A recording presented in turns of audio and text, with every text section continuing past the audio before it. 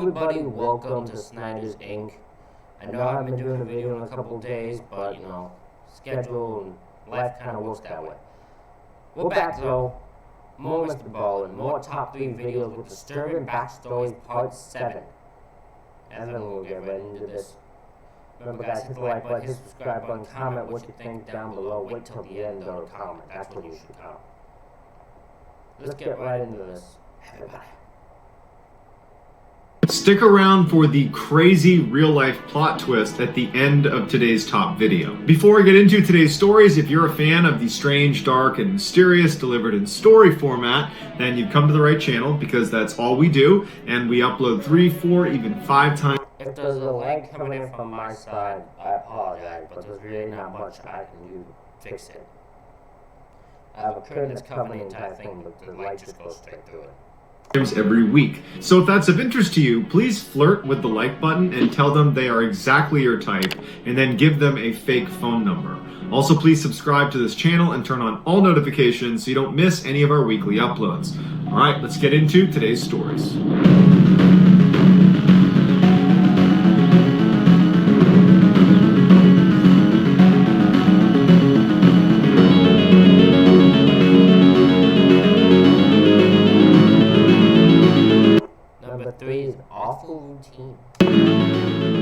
In July of 2017, Jerome Kennedy was laying in bed next to his wife, and his 10-month-old daughter was sleeping in her crib in the corner of their bedroom. And as he's laying there, he starts to hear what sounds like scuffling sounds above his ceiling. Now, above his ceiling was an attic. It was more like a crawl space because it was incredibly tight, and Jerome and his family didn't keep anything up there. They didn't spend any time up there, in fact. And so Jerome's laying here thinking, man, did an animal get up there? I mean, this is a pretty old apartment building. It's certainly possible that a squirrel or something could have crawled inside the attic, and that's what's making the sound. But eventually that night, the sound stopped and Jerome went to sleep. The next day, Jerome went up into the crawl space and there was nothing up there. But it's a pretty big space, and again, it's pretty difficult to maneuver around. So he thought, it is still possible that there could be an animal up here, but there wasn't any immediately obvious signs, and so he went back down and just hoped it would stop. A couple days go by and he hasn't heard anything in the attic, and then one night he wakes up to the sounds in the attic. And when he opens his eyes, there's a vent that sits at the top of the wall right in front of him that's actually over his daughter's crib, and he could have sworn he saw what looked like a flashlight coming from the attic. Immediately, he gets up and walks over and pulls the vent cover out, and he's looking into the attic, but it's not a good view. It's a curved vent, so at best, you're getting a little sliver of a view into the crawl space, and he didn't see any more light, and he didn't hear anything else, and so once again, he kind of chalks it up, puts the vent cover back in place, gets back in bed, and falls asleep. The next morning, he tells his wife about the light he saw in the vent, and now they had already spoken about the strange sounds coming from the attic. It's interesting because now he thinks, it makes his brain wonder, right? Because you wonder when you hear that stuff, you're thinking what's going on, you're wondering what's going on. That thing will play tricks on you, even if you see it or if you don't. Their anxiety's way up, let me tell you. Attic, and she knew that perhaps there was some animal up there, but the light definitely caught her off guard. But then she remembered that next door they were doing a whole bunch of renovations on the apartment, and perhaps the partition, there was a break in it, and they could be doing some late night work, and light could have leaked through the break in their partition wall in the attic, and maybe that was causing the flash of light. So Jerome knocks on his neighbor's door and he says, hey, I saw a weird light in my attic, and I'm trying to see if there's a break in our partition wall that perhaps if you guys were working late last night, light could have poured through onto our side.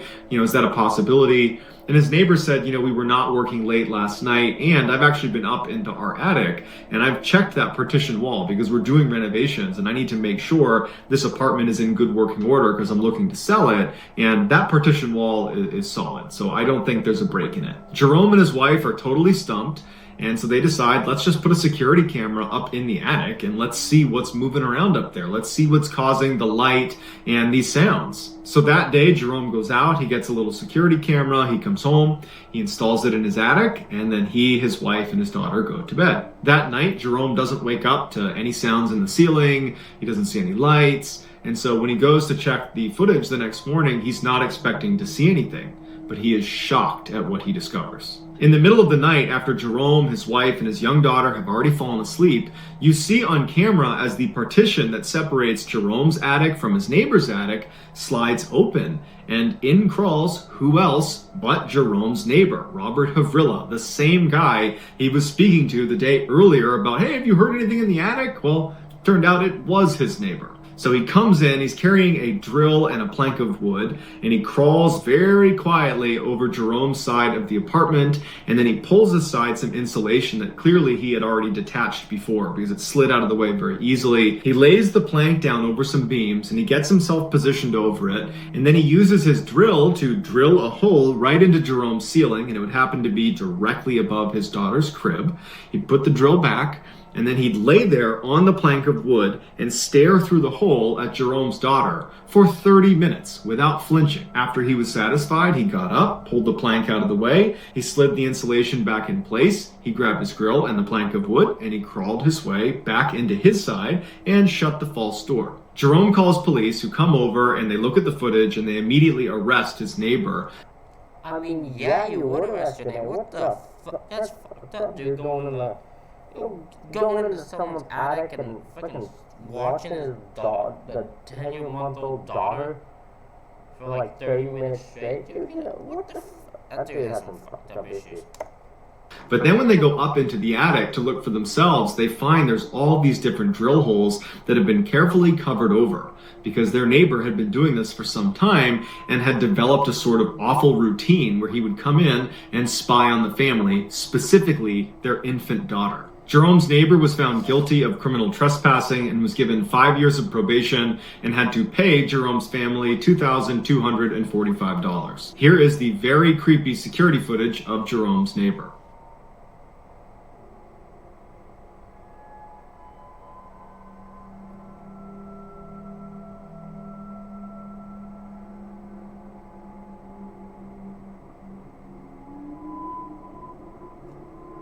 Oh my God, what a creepy little piece of shit. Growing up, Colton Louder was a joy to be around. He was always goofing off and making people smile, and he had a really infectious laugh. But secretly, he was depressed and began self-medicating at a very young age. By the time he was 18, he was a full-fledged drug addict, and by the time he was 25, he was in jail on a life sentence for murdering his uncle over a drug-related dispute. Colton's actions had a profound impact on his family, but none more so than on his twin sister, Kaelyn. She had known about his pain even when he was putting on that facade of being happy and bubbly and outgoing, and she had reached out to him and tried to help him, but she could never get through to him. No, that's the thing. No matter how hard you try, a addict cannot just be you can't just walk over an addict and go away and help them. An addict has to know they're ready to be helped. And if they're in denial and they don't admit and they don't know that they need the help,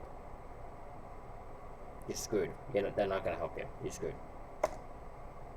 And when he was ultimately convicted, it was crushing to her. She felt like she couldn't help someone who was really vulnerable. But instead of just feeling bad about this, she took her sadness about her brother and watching him spiral and turned that into a laser focus on helping other vulnerable people that were struggling with addiction and depression to try to help them before they end up like her brother. That's a good mindset to have. That's a good mindset to have right there. Alright, she saw her brother go to jail for life because of stupid shit involving drugs. She's like, okay, I'm going to help people before they end up doing the same stupid shit he did. And eventually she would get her degree in social work from Utah State. But despite Kaelyn's best intentions to want to help as many people as she could, she found it very difficult to find work in her field, and it wasn't uncommon for her to have fairly long stretches of unemployment. And it was during one of those long stretches in 2014 that Kaelyn's life rapidly fell apart, and it left everybody who knew her thinking, what just happened? On September 26, 2014, a little after 9 p.m., Kaelyn calls 911. She reported that there was this huge, brutal fight taking place in her condo's clubhouse. Basically, it was like a restaurant where you could rent it out in the first floor of this condo complex. And she said it was getting out of hand and police needed to come over here and stop it before someone got hurt. The police asked her if weapons were involved. Were people using weapons in this fight? And Kaelyn says yes. Guns. But when police rush to the scene, bracing for the worst, they discover that it's just a docile wedding reception happening inside of this clubhouse,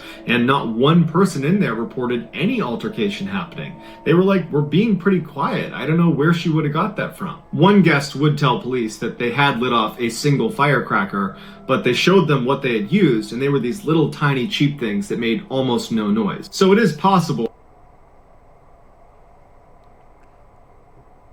Why is she reporting a fight that's not happening?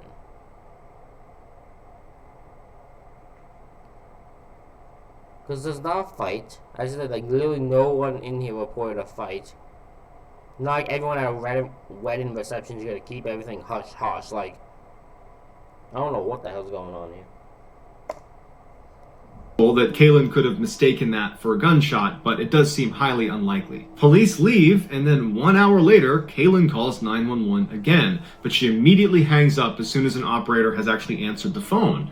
And the operator calls the number back, and Kaelyn picks the phone up, but she's not really speaking. She's mumbling, she sounds confused, and the operator said, hey, you tried to call 911 a minute ago. Is everything okay? Can you tell me where you are? And Kaelyn would have a really hard time giving her address to the police. It was like she couldn't remember her address. And she's mumbling, and at some point she says, my roommate thinks I'm delusional and paranoid, but I'm not. Kaelyn eventually kind of calmed down and said she was sorry for calling 911, and the operator said okay, and they hung up, and that was the end of the call. The next morning, Kaelyn calls 911 for a third time in 24 hours. This time, she's frantic. While she's on the phone with the operator, she's periodically screaming at these two people that are apparently robbing her apartment to get the F out of here, get out of my apartment, you can't be here. And the operator is trying to get more information out of Kaelyn, but Kaelyn is very distressed. She can barely communicate with the operator. She's half crying, and the operator tells her, can you leave?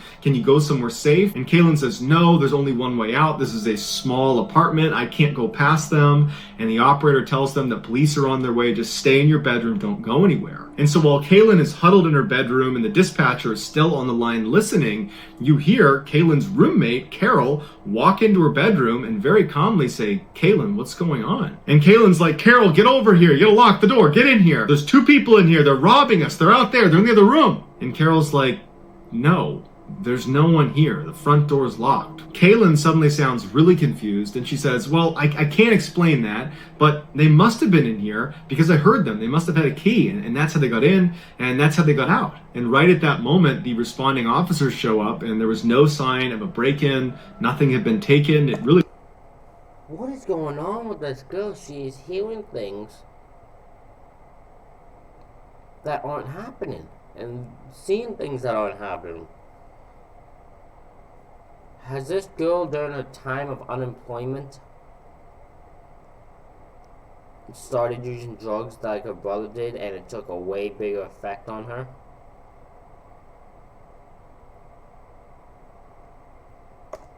It looked like nothing had happened unless someone really did have a key. At this point, Kaelyn was very embarrassed. She apologized to the officers, she apologized to her roommate, and she ended up calling her mom and saying, I'm mortified. I can't believe I just called 911 3 different times and nothing came of any of these calls. Like, I feel so embarrassed about it. And her mom, being a good mom, told her, don't worry about it. No one got hurt in the process, so it's all good. And so Kaelyn moves past it, and on the call with her mom, she starts talking about what she's going to do that day. She says, well, I'm looking to update my resume and submit it to a couple different job openings, and I also want to clean up my apartment.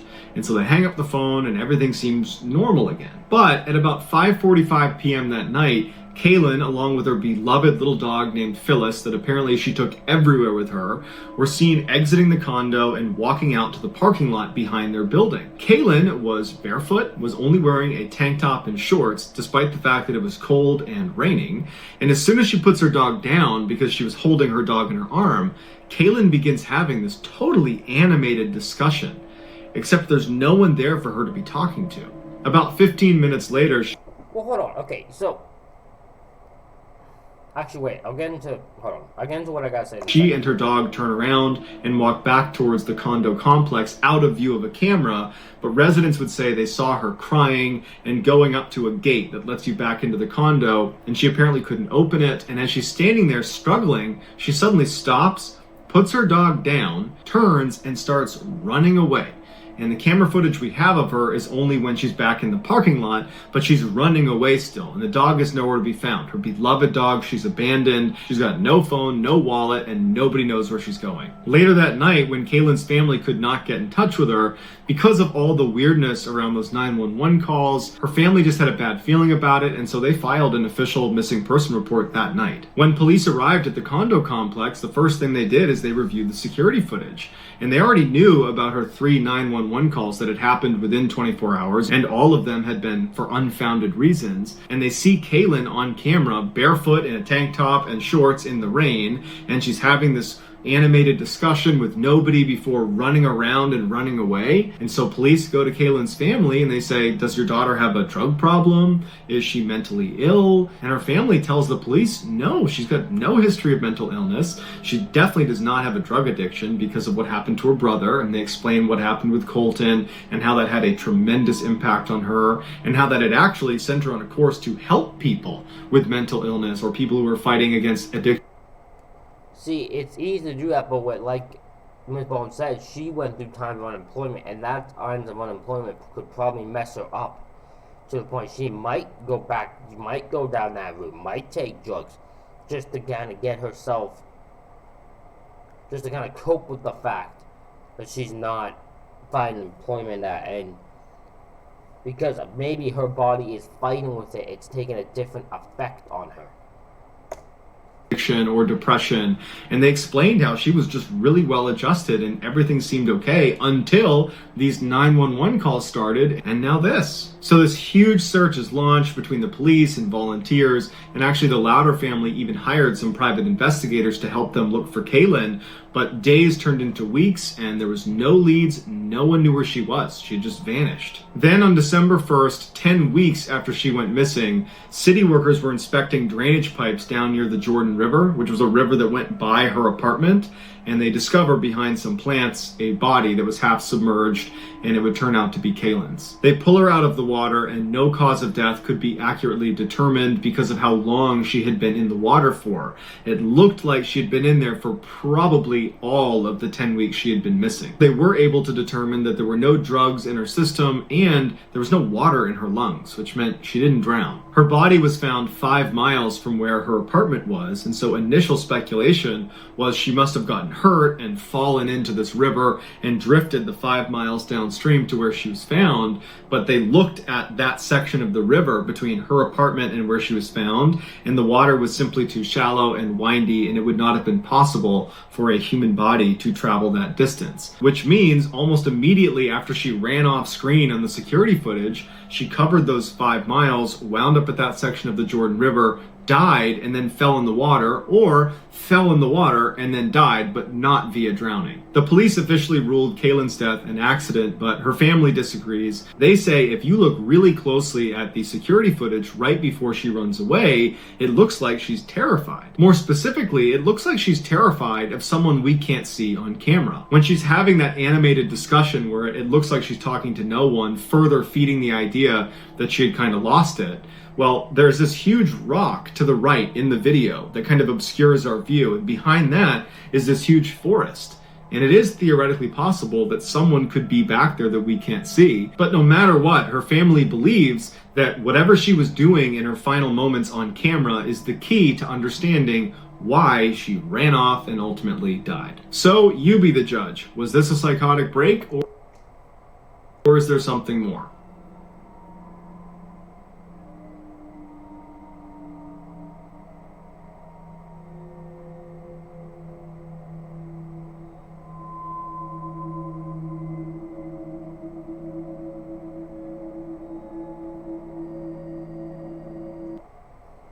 Okay, so here's my thing. I don't know how she died. I don't. If she didn't drown, I don't know how she died. I'm not going to try to speculate on that. My thoughts, though, is when she's doing the thing, she's having a conversation, it is possible she's talking to her dog. I mean, people talk to the dog. It is possible she's talking to her dog. I'm not saying it's what happened, but it is possible. But I will say, it because of the 911 calls and all that, I mean, I'm going to guess it is a psychotic break, because that's just the only way I can come up with it.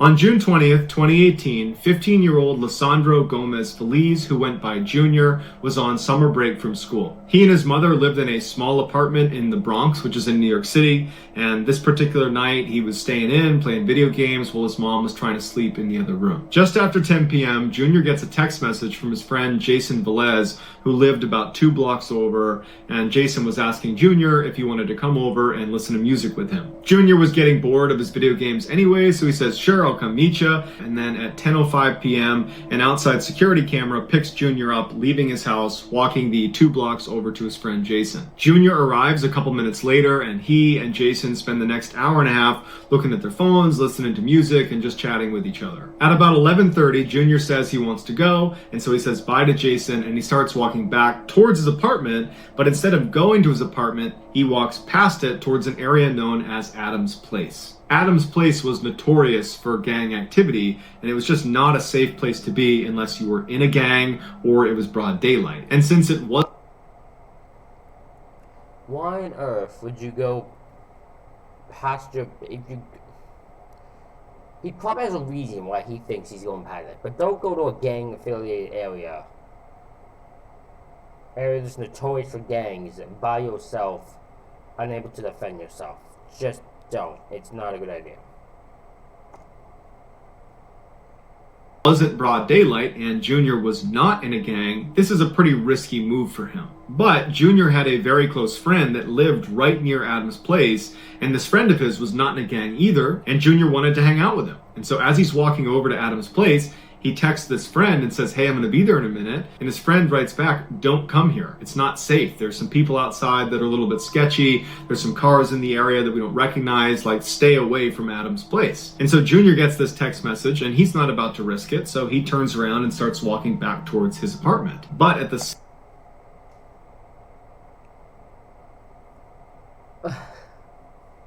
This kid, man.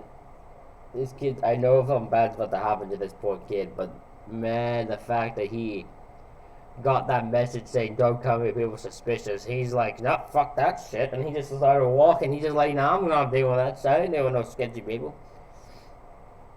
Fair enough. Same time Junior's getting this text message, a security camera picks up 4 cars full of gang members going past Adams Place and turning onto the road that Junior's on, and they start driving up towards him. And as they drive past Junior, they start yelling out at him and taunting him and making fun of him. And Junior, who's scared, just starts running. And right away, the cars start chasing him. I wonder if they associate him with someone. Like, maybe that friend who isn't in a gang actually may be associated with one, and they're associating him with him, or something like that. Like, there's a... Or maybe the gang is just after an innocent person. Maybe they know he's not part of a gang or anything, and they just see this lonely dude, and they're like, "Hell, let's go fuck with him." I don't know. And they immediately cut around another side street and they cut him off. And so he's kind of funneled into this bodega that's on the corner right in front of his apartment. He's literally a stone's throw away from the front door of his apartment, but he can't get to it. So he goes in the bodega and he yells for the store manager. Oh no, brother. Oh no. You see, if I'm close to my apartment, I will bulldoze people at that last second in my life to save my life and get in that apartment. I will bulldoze motherfuckers. You better damn believe I am not getting put in that situation. You better goddamn believe. to let him over the counter to hide on the other side of the counter. And this store manager, who's used to gang violence in this area, is not quick to want to help this guy jump over. He's worried he's going to get robbed. But as he's kind of holding him back from getting on the other side of the counter, the gang members saw Junior go into this bodega, and one comes flying into the bodega, sees Junior, and immediately turns around, runs outside, and on security camera alerts the other gang members that Junior is in here and there's no way for him to get out. There's only one entrance into the bodega.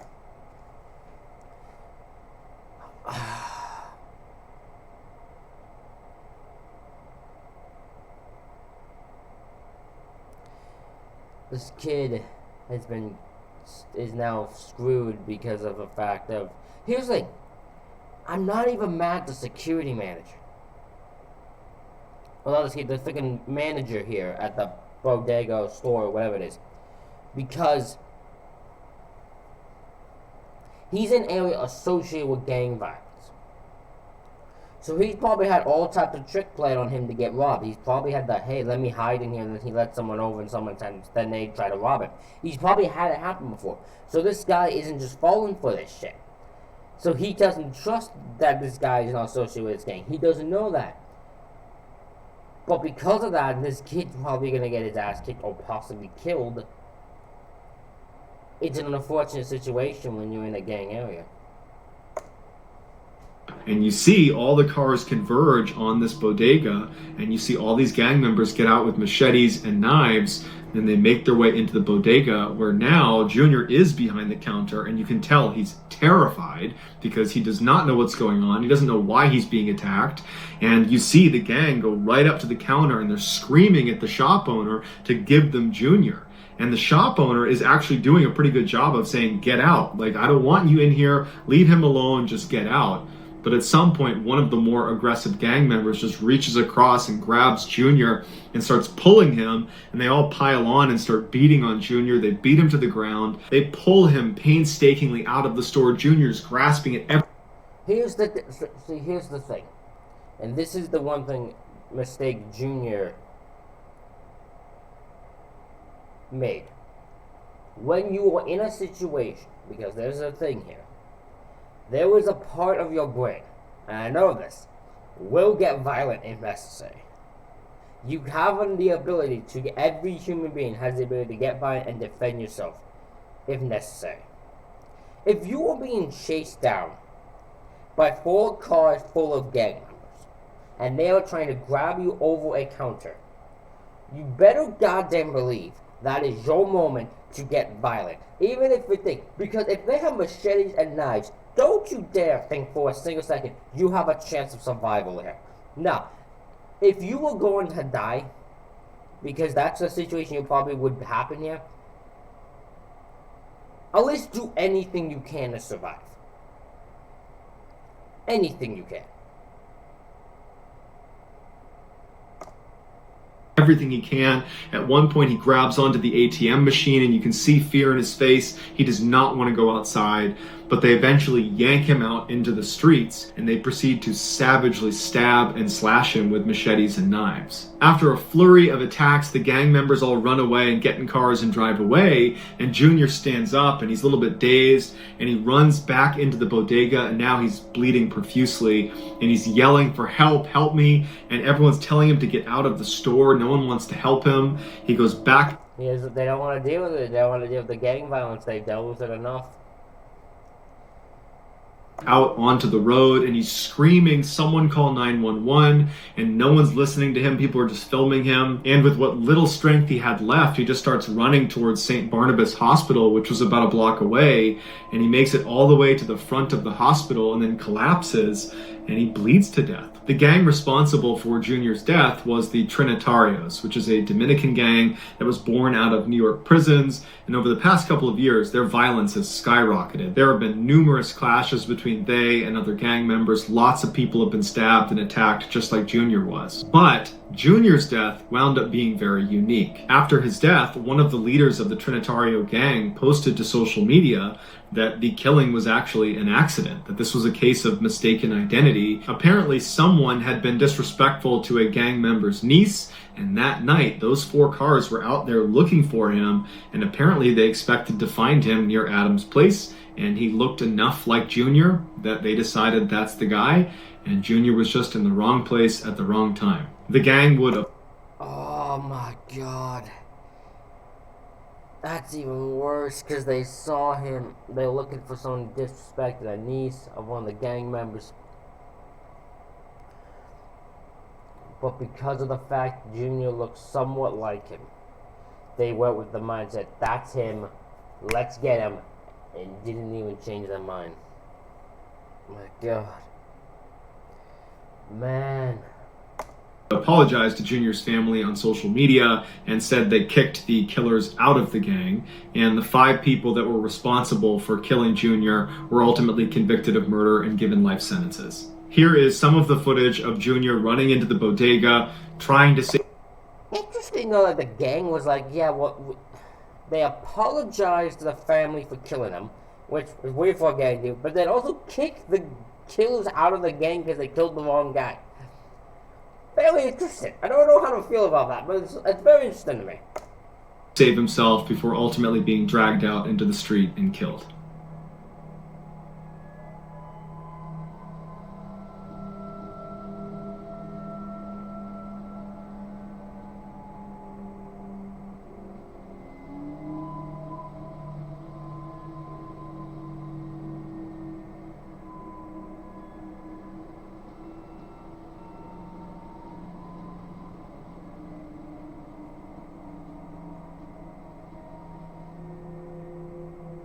What the heck's the fat guy doing? This guy's gotta be the most useless ass. So that's gonna do it, guys. That big guy's the most useless human being you've ever seen in your life, I'm just saying. But everybody, that concludes this reaction video. I hope you all enjoyed it. Hit the like button, hit the subscribe button, comment what you think of these stories down below. Thank you all for watching, and I'll see you for the next one.